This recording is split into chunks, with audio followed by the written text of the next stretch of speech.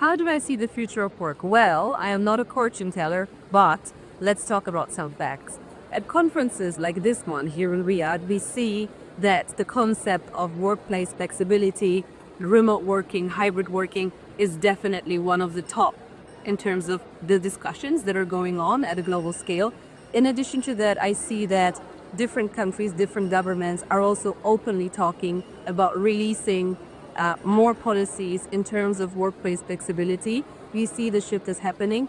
In addition to that, what I see on the market is the rise of solutions such as, for example, the employer of record, which enables hiring in other countries without having a business registered in that country. And that is amazing. Now, when we see the pushback all over the media in terms of return to office, what does that mean? Well, I think that there are multiple factors. One of them is definitely proximity bias, which means I feel that I know more about you when you're next to me, when I see you, right?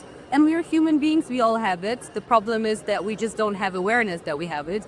Well, the second thing is, how do we track productivity these days? How do we make sure that we are able to measure what really adds value to the business? Unfortunately, the working patterns, the schemes, the working model that we have in those countries that originates in the industrial era.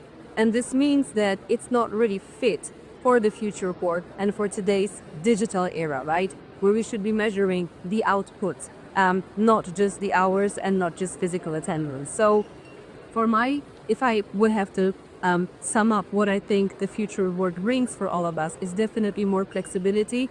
I will keep advocating for the future of work to be more remote, just because I believe that everyone should have an equal chance to work for a great company, no matter where they come from or live. And today's digital era makes it possible. So let's open up and broaden our horizons.